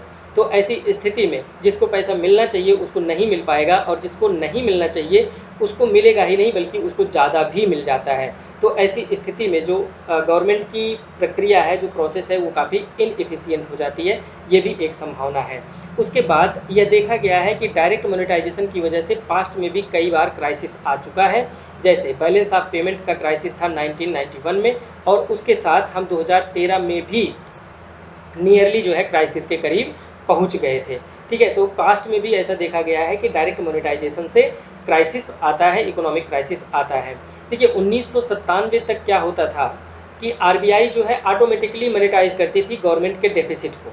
ठीक है, मतलब ये कि गवर्नमेंट अगर किसी भी स्थिति में, किसी भी समय पे वो पूरी तरह से बहुत ज़्यादा डेफिसिट में है, तो आरबीआई क्या करती थी, डायरेक्ट जो है नए नोट को प्रिंट करके उस डेफिसिट को फुलफिल करती थी। लेकिन ऐसे स्थिति में, ऐसी प्रक्रिया में क्या होता था कि गवर्नमेंट का जो डेफिसिट था वो और बढ़ता जाता था। ठीक है, अब एक बार अगर जैसे आरबीआई ने उसको फुलफिल कर दिया, गवर्नमेंट के पास फिर से पैसे आ गए, गवर्नमेंट ने फिर से उन पैसे को, उन रुपए को जो है आम जनता के बीच में भेज दिया, डिस्ट्रीब्यूट कर दिया। ऐसी स्थिति में वापस इन्फ्लेशन की कंडीशन आ जाती थी, और एक ये दुष्चक्र के रूप में चलता रहता था। ठीक है, लेकिन इन 1994 में मनमोहन सिंह और रघुराम राजन ने ये सोचा कि अब ये जो ऑटोमेटिक मोनेटाइजेशन होता है, डायरेक्ट मोनेटाइजेशन को, इसको हम 1997 तक ख़त्म कर देंगे। और 1997 में फाइनली जो ऑटोमेटिक डायरेक्ट मोनेटाइजेशन होता था, इसको ख़त्म कर दिया गया। ठीक है, तो ये डायरेक्ट मोनेटाइजेशन से रिलेटेड एक टॉपिक था। तो हो सकता है कि डायरेक्ट आपसे क्वेश्चन ये पूछ लिया जाए कि डायरेक्ट मोनेटाइजेशन क्या होता है, तो उम्मीद है कि आप जो है इसमें लिख लेंगे आराम से। ठीक है, अगला जो हमारा टॉपिक है वो है एमएसएमई एंड कोविड-19। देखिए एमएसएमईज जो है ना, ये हमारे इकोनॉमी के लिए बहुत ज़्यादा महत्व के हैं, इसलिए जो कोविड-19 का एमएसएमई पे इम्पैक्ट पड़ रहा है, इसका तो एक क्वेश्चन बनना तय ही है। मतलब ये कि इस तरह से अगर मान लीजिए केवल इकोनॉमी में जो योगदान है एमएसएमई का, उसकी वजह से नहीं, कोविड-19 की वजह से नहीं, नॉर्मल जो एमएसएमई हमारे सिलेबस में मेंशन है उसकी वजह से भी ये टॉपिक हमारे लिए इम्पॉर्टेंट हो जाता है। दोस्तों यही वजह है कि जो एमएसएमई का सेक्शन है उसको मैं यहाँ पे पूरी तरह से कवर कर दिया हूँ, कि मतलब ये कि केवल कोविड-19 के पर्सपेक्टिव से ही हम इसको नहीं पढ़ने जा रहे हैं, बल्कि जो एमएसएमई का पूरा सेक्टर है, एमएसएमई की मतलब उनका हमारे लिए इम्पोर्टेंस क्या है, उनके सामने चैलेंजेस क्या है, और उसके साथ साथ कोविड-19 की वजह से क्या क्या चैलेंजेज आए हैं, और गवर्नमेंट की स्कीम्स क्या क्या है, गवर्नमेंट ने आज तक एमएसएमईज को सही करने के लिए क्या क्या किया है, और आगे क्या करना चाहिए, वो सब सारी चीज़ें हम इसमें देखने वाले हैं। ठीक है, तो देखिए जो एमएसएमईज थी, हमने देखा था कि जो आत्मनिर्भर भारत अभियान था उसमें भी एमएसएमईज को डेवलप करने के लिए, रिवाइव करने के लिए बहुत सारे प्रयास किए गए थे। तो सबसे पहले हम ये देख लेते हैं कि जो एमएसएमईज है वो डेफिनीशन क्या है। दोस्तों 2018 के पहले क्या होता था कि जो एमएसएमई को डिफाइन करने का क्राइटेरिया होता था वो उनका इन्वेस्टमेंट क्राइटेरिया होता था, टर्नओवर क्राइटेरिया होता था। ठीक है, for the defining the MSMEs. जो 2018 के पहले क्राइटेरिया था वो था इन्वेस्टमेंट कितना हुआ है, लेकिन 2018 में ऐसा प्रपोज किया गया कि अगर उनका टर्नओवर, ये देखा जाएगा कि एमएसएमईज का टर्नओवर कितना है, उसके हिसाब से उनको डिफाइन किया गया था। ठीक है, formally MSMEs were defined in term of investment. हमने बताया कि जो भी इन्वेस्टमेंट वो किए गए हैं उसके अनुसार पे उनके अनुसार से एमएसएमईज़ को डिफाइन किया जाता था, लेकिन 2018 में ऐसा प्रपोजल किया गया कि उनके इन्वेस्टमेंट के को बेस बना करके नहीं, उनके एनुअल टर्नओवर को बेस बना करके हम उनको डिफाइन करेंगे। ठीक है, तो इस जो टर्नओवर का बेस बनाया गया है, इसके अनुसार जो कैटेगराइजेशन किया गया है एमएसएमईज़ का, वो है कि जो माइक्रो इंटरप्राइजेज होंगे, अगर उनका एनुअल टर्नओवर 5 करोड़ या 5 करोड़ से कम है तो उसको जो है हम बोलेंगे माइक्रो इंटरप्राइजेज, और अगर टर्नओवर 5 करोड़ से 75 करोड़ तक का है तो उसको हम मीडियम स्मॉल बोलेंगे, और जो 250 करोड़ से ऊपर के हैं उनको हम मीडियम इंटरप्राइज बोलेंगे। तो नए डेफिनेशन के अनुसार जो एमएसएमईज़ का डेफिनेशन है वो टर्नओवर पे डिपेंड करता है कि उनका टर्नओवर कितना है। तो दोस्तों ये तो हो गया इंट्रो कि आप डिफाइन कैसे करेंगे एमएसएमईज़ को। अब हम देख लेते हैं कि जो इम्पोर्टेंस है एमएसएमईज़ का इंडियन इकोनॉमी के लिए वो कितना है और किस हद तक है। तो सबसे पहले तो हमने देखा था कि इसके पहले भी हमने बताया था कि एमएसएमईज़ जो है वो second largest employment generating sector है आफ्टर द एग्रीकल्चर, और इसमें लगभग 120 मिलियन पीपल इसमें इंगेज्ड हैं। उसके बाद इनका जो जीडीपी में कंट्रीब्यूशन है वो भी बहुत ज़्यादा है। अगर हम मैन्युफैक्चरिंग सेक्टर की बात करें तो लगभग 6.11% ये मैन्युफैक्चरिंग जीडीपी का, और 24.63% ये सर्विस सेक्टर के जीडीपी का कंट्रीब्यूशन करती हैं हमारे इकोनॉमी में। उसके बाद ये लक्ष्य रखा गया है कि the MSME ministry has set the target up to its contribution up to 50% by 2025 as India becomes the USD 5 trillion economy. ठीक है, मतलब ये कि 2025 तक हम ये लक्ष्य बनाए हैं कि जो एमएसएमईज़ का कंट्रीब्यूशन होगा हमारी जीडीपी में वो कितना हो जाएगा, बढ़ करके 50% हो जाएगा। उसके अलावा जो और महत्व की चीज़ है वो ये है कि दोस्तों हमने बताया था कि जो एक्सपोर्ट है हमारे यहाँ से, जो एक्सपोर्ट होता है उसमें लगभग 45% का कंट्रीब्यूशन एमएसएमईज़ की तरफ से आता है। उसके बाद दोस्तों देखिए इंक्लूसिव ग्रोथ भी करता है, क्योंकि जो एमएसएमईज़ है ये छोटे इंडस्ट्रीज़ हैं, छोटे लेवल पे काम करते हैं, तो ये केवल अर्बन क्षेत्र में ही नहीं बल्कि रूरल क्षेत्र में भी काम करते हैं, रूरल क्षेत्र में भी इस्टेब्लिश्ड होते हैं। तो इसकी वजह से रूरल एरिया के जो लोग हैं उनको भी रोज़गार मिलता रहता है। तो ऐसे में जो ग्रोथ है वो इंक्लूसिव ग्रोथ होती है। तो मतलब ये कि एमएसएमईज़ जो है वो इंक्लूसिव ग्रोथ में भी अपना जो है अहम भूमिका निभाती हैं। उसके बाद फाइनेंशियल इंक्लूजन्स, बहुत सारे स्मॉल इंडस्ट्रीज और रिटेल बिजनेस हैं टायर 2 और टायर 3 सिटीज़ में, जो कि बैंकिंग सर्विसेज के लिए या बैंकिंग प्रोडक्ट्स के लिए अपॉर्चुनिटीज़ क्रिएट करती हैं। तो ऐसी स्थिति में फाइनेंशियल इंक्लूजन को भी प्रमोशन मिलता है, फाइनेंशियल इंक्लूजन को भी बढ़ावा देती हैं एमएसएमईज। उसके बाद इनोवेशंस कैसे करती हैं, देखिए छोटे लेवल पे अगर कोई काम कर रहा है तो वो अपने हिसाब से अपना दिमाग लगा के, अपनी बुद्धि लगा करके कोई नई चीज़ जनरेट करता है, नई चीज़ करने के लिए वो फ्री होता है। तो ऐसे में जो है इनोवेशन को भी प्रमोशन मिलता है। ठीक है, तो मोटा मोटा जो इम्पोर्टेंस है एमएसएमईज का, मुझे उम्मीद है कि आप आराम से इसको लिख लेंगे। एम्प्लॉयमेंट है, जीडीपी में कंट्रीब्यूशन है, एक्सपोर्ट में है, इंक्लूसिव ग्रोथ, फाइनेंशियल इंक्लूजन और इनोवेशन को प्रमोट करने के लिए इनका महत्व हमारी इकॉनमी में है। अभी हम देखते हैं कि जो प्रॉब्लम्स हैं इकॉनमी एमएसएमईज के सेक्टर में, प्रॉब्लम्स कौन कौन सी हैं। सबसे पहला जो प्रॉब्लम है वो है फाइनेंस का। दोस्तों मोर देन 90% एमएसएमईज जो हैं उनको जो पैसा मिलता है, मतलब अगर उनको पैसा चाहिए इन्वेस्टमेंट करने के लिए, लोन जो चाहिए, वो ज़्यादातर नॉन इंस्टीट्यूशनल सोर्सेज पे डिपेंड होते हैं, मतलब कि लोकल मनी लेंडर हो गया, कोई साहूकार हो गया। तो ऐसी स्थिति में क्या होता है कि उनका इंटरेस्ट रेट बहुत ज़्यादा होता है, और जब इंटरेस्ट रेट ज़्यादा होता है ऑब्वियसली अगर इनपुट कास्ट ज़्यादा होगा तो आउटपुट कास्ट भी ज़्यादा होगा, जो उसका जो भी प्रोड्यूस करेंगे उसका जो दाम होगा वो काफ़ी ज़्यादा होगा, और हो सकता है कि वो उतना ज़्यादा कम्पिटिटिव भी ना हो। ठीक है, तो जो सबसे पहला प्रॉब्लम है वो फाइनेंस का प्रॉब्लम है। दूसरा जो प्रॉब्लम है वो बेसिक इंफ्रास्ट्रक्चर्स का है। बहुत सारी एमएसएमईज ऐसी हैं, ठीक है, जो बेसिक इंफ्रास्ट्रक्चर को अफोर्ड नहीं कर पाती हैं, और ऐसी स्थिति में जो उनकी क्वालिटी होती है प्रोडक्ट की वो भी डाउन हो जाती है, डिक्लाइन हो जाती है। फिर उसके बाद एक्सेस ऑफ मार्केट, देखिए बड़ी कंपनीज क्या होती हैं, वो बड़े बड़े एडवर्टीजमेंट कंपनीज को हायर करती हैं, और उनके पास एक अलग से एडवर्टीजमेंट का जो डिपार्टमेंट होता है वो अलग से ही होता है। तो वो नए नए तरीके अपनाते रहते हैं लोगों तक पहुंचने के लिए। लेकिन जो एमएसएमईज में काम करने वाले होते हैं वो उतना ज़्यादा एक्सपर्ट नहीं होते हैं, तो ऐसे में वो एडवर्टीजमेंट कम कर पाते हैं, और जो डिजिटल चीज़ें हो रही हैं उनका भी एक्सेस नहीं हो पाता है due to the lack of knowledge and skill. तो ऐसी स्थिति में क्या होता है कि वो मार्केट को एक्सेस नहीं कर पाते हैं। ठीक है दोस्तों, ऐसे देखिए इसमें एक चीज़ और भी है कि जो एमएसएमईज हैं वो काफ़ी छोटी होती हैं, ज़्यादातर एमएसएमईज बहुत छोटी होती हैं, और वो ऐसी सारी क्राइटेरियाज को पूरा नहीं कर पाती हैं जो कि रजिस्ट्रेशन करने के लिए ज़रूरी होता है। तो ऐसे में अनरजिस्टर्ड जो एमएसएमईज होती हैं वो अनब्रांडेड प्रोडक्ट को प्रोड्यूस करती हैं। तो जो अनब्रांडेड प्रोडक्ट्स होते हैं उसकी डिमांड मार्केट में कम होती है, जिसकी वजह से उनकी कमाई कम होती है। तो ये एक अलग परेशानी है उनकी।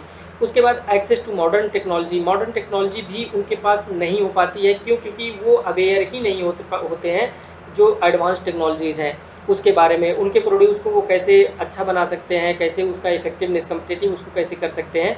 इसके लिए जो एडवांस टेक्नोलॉजीज़ और जो एमएनसीज़ हैं वो यूज करती हैं, उस एडवांस टेक्नोलॉजी के बारे में ज़्यादातर एमएसएमईज़ को पता नहीं होता है। उसके बाद लेबर लॉज, देखिए एमएसएमईज़ जो हैं एक तो ऑलरेडी वो छोटे हैं और बहुत सारी क्राइटेरिया को पूरा नहीं कर पाते हैं, और अगर वो सारे क्राइटेरिया को पूरा करने जाएंगे तो उनका जो बिज़नेस है वो पूरी तरह से ठप हो जाएगा, वो चल ही नहीं पाएगा। तो ऐसी स्थिति में एक इशू लेबर लॉज का भी है। मैंने इसके पहले बताया था कि बहुत सारे ऐसे लेबर लॉज हैं जो इतने कॉम्प्लेक्स हैं, इतने डिफ़िकल्ट हैं कि उसको सबको पूरा करना बहुत मुश्किल होता है। ऐसी स्थिति में एमएसएमई जो हैं वो काफ़ी छोटे स्तर पे काम भी कर रही हैं। तो अगर लेबर लॉज कॉम्प्लेक्स होगा तो उसको वो पूरा नहीं कर पाएंगी, ठीक है। तो उनका जो इफेक्टिवनेस होगा, जो उनका फंक्शनिंग होगा वो प्रभावित होगा, बुरी तरह से बैडली प्रभावित होगा, यूनिवर्सली प्रभावित होगा, ठीक है। तो जो लेबर लॉज का कॉम्प्लेक्स लेबर लॉज का इशू है वो भी एमएसएमईज के लिए एक प्रॉब्लम है। उसके बाद access to raw material and other inputs. MSMEs require raw material, skilled workforce, other inputs which are not available in the market. So it is difficult to produce a product at the affordable price. ठीक है, जो उनका raw material है, जो raw material use करते हैं वो भी अफोर्डेबल कास्ट पे उनको मिल नहीं पाता है या टाइम पे नहीं मिल पाता है। तो ऐसे में जो उनका प्रोडक्ट होता है वो अफोर्डेबल नहीं रह पाता है। अगली जो समस्या है वो है lack of skill development and training.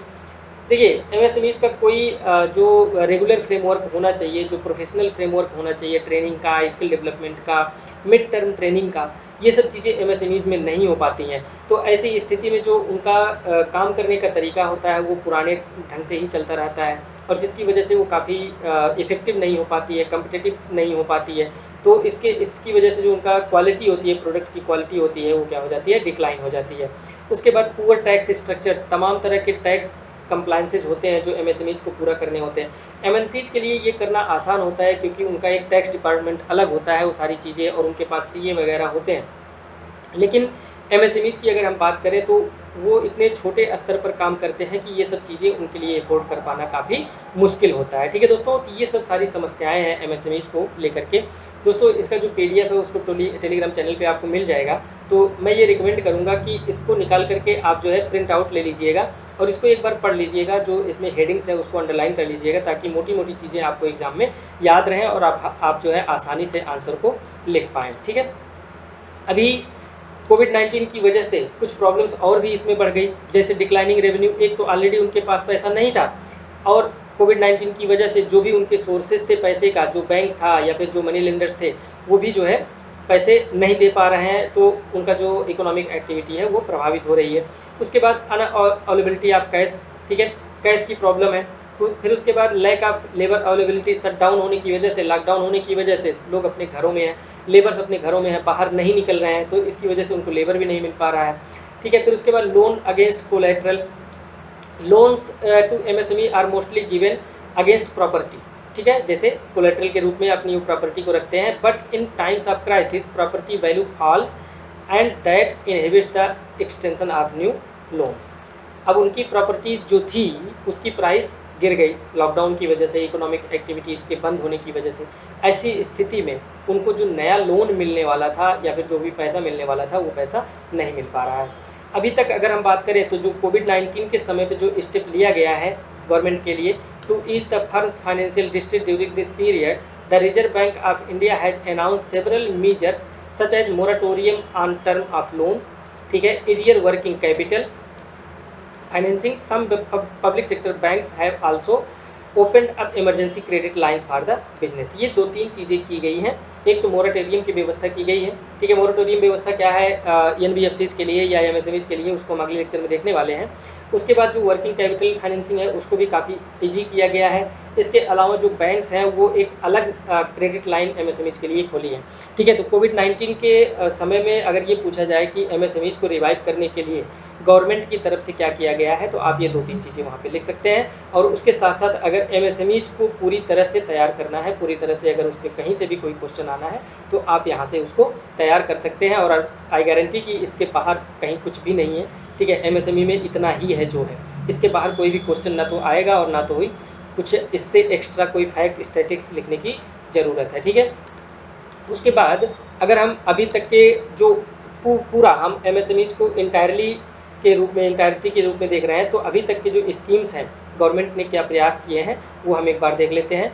तो जो एक पोर्टल है उद्यमी मित्र पोर्टल, ये सिडबी के द्वारा लॉन्च किया गया है। किसके लिए? To improve the accessibility of the credit and hand holding services to the MSMEs. Credit को मतलब पैसा पाने के लिए, लोन पाने के लिए ये उद्यमी मित्र पोर्टल है।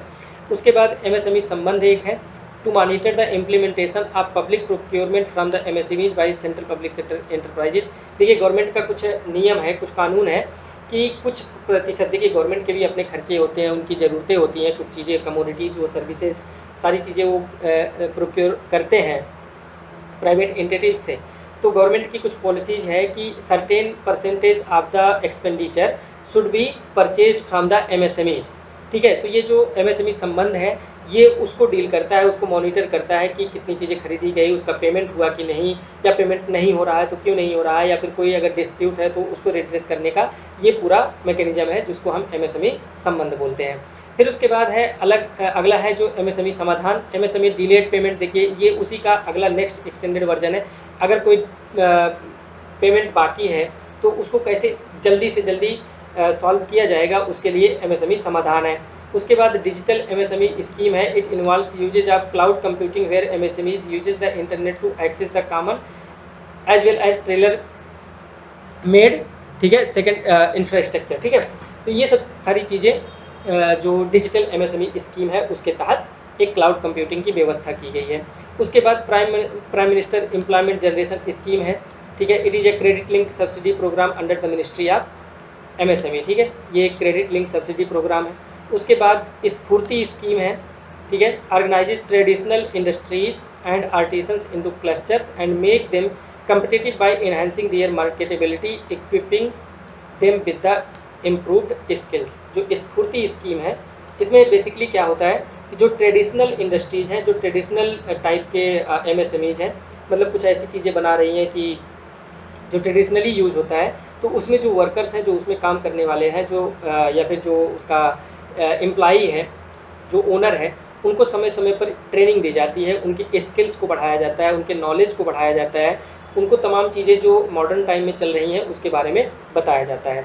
उसके अलावा जो अगला स्कीम है वो है aspire scheme, to create new jobs and reduce unemployment, promote entrepreneurship cultures, facilitate innovative business solution etcetera, इसका टारगेट है। मतलब ये कि एमएसएमई सेक्टर में कैसे हम नई जॉब्स क्रिएट कर सकते हैं, ठीक है, और नए लोगों को एम्प्लॉयमेंट दे सकते हैं। उसके साथ साथ अगर कोई नया एंटरप्रेन्योर है या कोई नया स्टार्टअप शुरू करना चाह रहा है तो उसको हम उसका माहौल कैसे डेवलप कर सकते हैं, उसका कल्चर कैसे डेवलप कर सकते हैं, और इसके लिए जो भी ज़रूरी फैसिलिटीज़ होंगी, जो भी ज़रूरी असिस्टेंस होगा, उसके लिए गवर्नमेंट काम करती है। जैसे उनको फाइनेंशियल असिस्टेंस चाहिए, उनको कोई इंफ्रास्ट्रक्चरल असिस्टेंस चाहिए, एडमिनिस्ट्रेटिव असिस्टेंस चाहिए, ये सब सारी व्यवस्था इस एस्पायर स्कीम के माध्यम से की जाती है। उसके बाद हमने देखा ऊपर भी credit link capital subsidy scheme is operational for the upgradation of technology for MSMEs.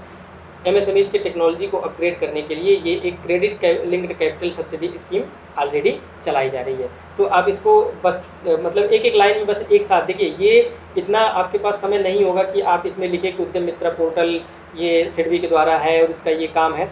अगर आपको पूछा जाए तो सीधा ये लिखिए कि ये सब सारे प्रोग्राम्स चल रहे हैं, जैसे उद्यमी मित्र पोर्टल चल रहा है, एमएसएमई संबंध, एमएसएमई समाधान, एमएसएमई डिजिटल एमएसएमई स्कीम, स्फूर्ति, एस्पायर, ये सब सारे स्कीम्स गवर्नमेंट के द्वारा एमएसएमईज के लिए चलाए जा रहे हैं, ठीक है। तो ये सब सारी चीज़ें हो गई कि गवर्नमेंट अभी तक के क्या स्कीम्स चलाई जा रही है, जो कि आप एक कंक्लूजन या वे फॉरवर्ड के रूप में भी लिख सकते हैं, ठीक है। अभी एक रीस्टार्ट प्रोग्राम है एमएसएमईज के लिए, ये है आंध्र प्रदेश गवर्नमेंट का, ठीक है। देखिए एमएसएमईज के बारे में हम अभी तक पढ़ रहे थे तो उसी में हमने सोचा कि लगे हाथ इसको भी कर लेते हैं।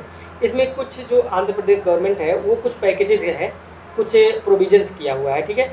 तो उसके जो की पॉइंट्स है, देखिए ये डायरेक्ट हो सकता है ना पूछे, लेकिन आप इसको कहीं पे एग्जाम्पल के रूप में, कहीं पे कोई अगर रेफरेंस के रूप में आप इसको लिख सकते हैं। तो इसमें सबसे पहले जो है कुछ पैकेज दिया है, मतलब 1100 करोड़ का। उसके बाद एक स्पेशल फंड बनाया गया है लोन देने के लिए।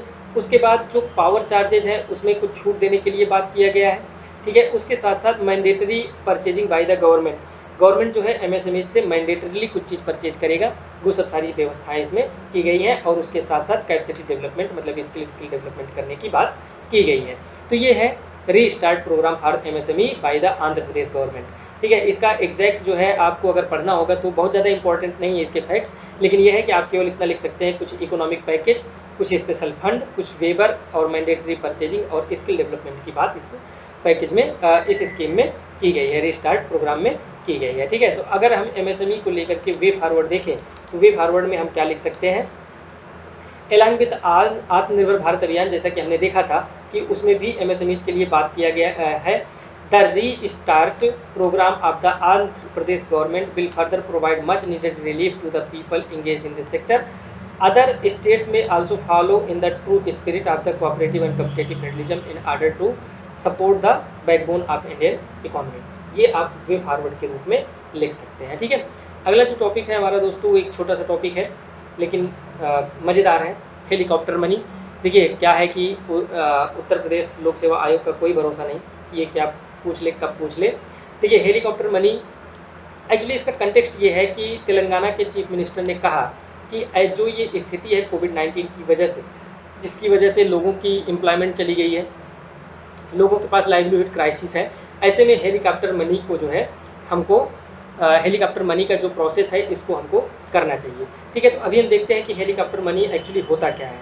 आसान भाषा में आप ये समझ लीजिए कि जो कॉमन पीपल है उनके हाथ में बहुत ज़्यादा पैसा दे देना, ठीक है, बहुत ज़्यादा पैसा उनको दे देना, यही होता है हेलीकॉप्टर मनी।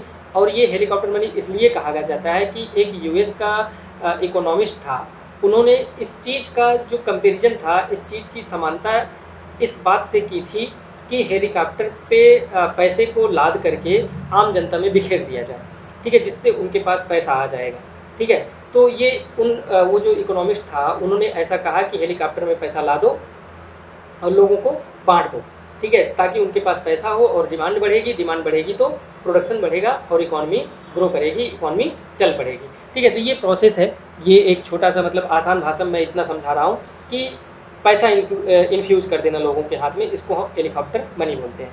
अगर इसका डेफिनेशन हम देखें तो डेफिनेशन कहता है it is an unconventional monetary policy tools, ठीक। तो जो इम्पोर्टेंट वर्ड है यहाँ पे आपके लिए वो ये है कि अनकन्वेंशनल मॉनेटरी पॉलिसी टूल, मतलब ये एक मॉनेटरी पॉलिसी टूल है which involves printing large sums of money and distributing it to the public to stimulate the economy during the recession, ठीक है। मतलब ये कि नए नए नोट को प्रिंट करो और उसको जो है लोगों के पास दे दो, ठीक है। और इस पे जो इंटरेस्ट रेट है वो 0 होगा, ठीक है। Under such policy central bank directly increases the money supply and by the government distributes the new cash to population with the aim of boosting demand and inflation. मतलब ये कि आरबीआई क्या करे, मतलब सेंट्रल बैंक क्या करती है कि नए नोट को प्रिंट करती है और उसको गवर्नमेंट के थ्रू लोगों के बीच में बांट देती है ताकि डिमांड बढ़ सके और इन्फ्लेशन बढ़ सके, ठीक है। अगर रिसेशन से लड़ना है तो हमको इन्फ्लेशन कुछ हद तक बढ़ाना पड़ता है। ये टर्म था जो हमने बताया कि term was coined by American economist Milton Friedman. It is basically donate a helicopter dropping money from the sky, ठीक है। अभी देखिए दो चीज़ें होती हैं, एक तो ये हेलीकॉप्टर मनी का प्रोसेस है, पॉलिसी है, और दूसरा है क्वांटिटेटिव ईजिंग। क्वांटिटेटिव ईजिंग जो है दोस्तों इकोनॉमी में एक टर्म है जिसके तहत ये भी एक मॉनेटरी पॉलिसी टूल है सेंट्रल बैंक का किसी भी कंट्री का, जिसके तहत वो क्या करता है कि यह कोशिश करता है कि लोगों के हाथ में पैसा ज़्यादा हो और इन्फ्लेशन और डिमांड को कुछ हद तक बढ़ाया जा सके, ठीक है। इसको बोलते हैं क्वांटिटेटिव ईजिंग। लेकिन हेलीकॉप्टर मनी में भी हमने देखा कि सेम प्रोसेस है कि लोगों के हाथ में पैसा बढ़ाना है और डिमांड और इन्फ्लेशन को बढ़ाना है, लेकिन दोनों में बेसिक डिफरेंस क्या है कि जो हेलीकॉप्टर मनी है इसमें आरबीआई जब नई नोट प्रिंट करती है तो वो उसके बदले में गवर्नमेंट से कोई सिक्योरिटी नहीं रखती है, कोई बांड नहीं मांगती है, वो डायरेक्ट नोट को प्रिंट करती है, गवर्नमेंट को दे देती है और गवर्नमेंट उसको कॉमन पीपल में डिस्ट्रीब्यूट कर देता है। लेकिन जब क्वांटिटेटिव टूल के तहत आरबीआई इन्फ्यूजन करती है, मनी का इन्फ्यूजन करती है कॉमन पीपल में, तो ऐसे स्थिति में वो क्या करती है, गवर्नमेंट से कुछ सिक्योरिटी का डिमांड करती है, गवर्नमेंट उनके पास कुछ सिक्योरिटी रखती है और बाद में उन सिक्योरिटीज़ को गवर्नमेंट क्या करती है, बाई कर लेती है, खरीद लेती है और जो आरबीआई का प्रिंटेड नोट होता है उसको वो वापस कर देती है। ऐसे स्थिति में इसका मतलब ये हुआ कि जो क्वांटिटेटिव ईजिंग होता है वो टेम्पररी होता है, कुछ दिन के लिए होता है और कुछ दिन के बाद उस प्रोसेस को रिवर्स कर दिया जाता है और सिचुएशन को नॉर्मल कर दिया जाता है। लेकिन जो हेलीकॉप्टर मनी होती है वो परमानेंटली किसी भी व्यक्ति के हाथ में अगर पैसा चला गया तो फिर पैसा चला गया, उसको वापस करने का कोई मीजर्स, कोई उपाय नहीं होता है। ठीक है, अगर हम हेलीकॉप्टर मनी का जो ये कॉन्सेप्ट है, जैसा कि तेलंगाना के चीफ मिनिस्टर ने सजेस्ट किया, अगर हम इसको लागू करते हैं, अगर हेलीकॉप्टर मनी का जो मॉनेटरी पॉलिसी टूल है इसका अगर हम यूज करते हैं तो इससे क्या नुकसान और क्या फ़ायदा हो सकता है वो हम देख लें एक बार। ठीक है, तो बेनिफिट्स क्या हो सकता है, it does not rely on increased borrowing of the two the fuel the economy which means that the doesn't create more डेब्ट। मतलब ये कि नोट प्रिंट करो, दे दो, गवर्नमेंट को कहीं से बाहर से कुछ लेने की ज़रूरत नहीं है, तो उसका जो डेफिसिट है वो कंट्रोल में रहेगा, वो उसमें कोई परिवर्तन नहीं आएगा, उसका डेफिसिट नहीं बढ़ेगा। It boost the spending and economic growth more effectively than the quantitative easing because it increases aggregate demand, the demand for goods and services immediately। ठीक है, ऐसा इकोनॉमिस्ट का मानना है कि जो क्वांटिटेटिव ईजिंग होती है उससे ज़्यादा इफेक्टिव होता है हेलीकॉप्टर मनी को प्रोवाइड करवाना। किस चीज़ के लिए, ज़्यादा डिमांड बढ़ाने के लिए, ज़्यादा इन्फ्लेशन को बढ़ाने के लिए। लेकिन उसके साथ साथ इसके कुछ नेगेटिव पॉइंट्स भी हैं। ऑब्वियसली इन्फ्लेशन बहुत तेज़ी से बढ़ेगा, ये तो बात है ही है। It does not involve repayment liability. Therefore, many people argue that it is not a feasible solution to revive economy। किसी को पैसा देते जाइए, खर्च करता जाए और कभी वापस ना हो, तो ये तो वन वे इकोनॉमिक एक्टिविटी हो गई। और जो इकोनॉमी होती है, जो अच्छी इकोनॉमी ग्रो करने का तरीका होता है वो होता है साइक्लिक इकोनॉमी। ठीक है, मतलब ये कि एक जगह से पैसा क्रिएट हो रहा है, दूसरी तरह से जा रहा है, दूसरी तरफ पे खर्च हो रहा है, दूसरी जगह पे जा रहा है और फिर दूसरी जगह से लौट करके फिर वापस पहली जगह पे आ रहा है, तो इसको हम सर्कुलर इकोनॉमी या साइक्लिक इकोनॉमी के रूप में देखते हैं। तो मतलब ये कि जो क्रेडिट है, जो पैसा है, जो आपका कैपिटल है, वो हमेशा मूव करना चाहिए। लेकिन ऐसी स्थिति में, हेलीकॉप्टर मनी की स्थिति में, जो मूवमेंट है वो वन वे हो जाता है, एक जगह जा करके वो रुक जाता है और जो कि इकोनॉमी को रिवाइव करने के लिए, लॉन्ग टर्म रिवाइवल के लिए ये फिजिबल नहीं होता है। ठीक है, it may lead to the over inflation, it may devalue the currency in the foreign exchange rate. Obviously अगर इंडिया के पास ज़्यादा पैसा होगा तो लोग फॉरेन हमारा जो फॉरेन चीज़ें होती हैं, फॉरेन करेंसी है, उसको लोग ज़्यादा खरीदने की कोशिश करेंगे।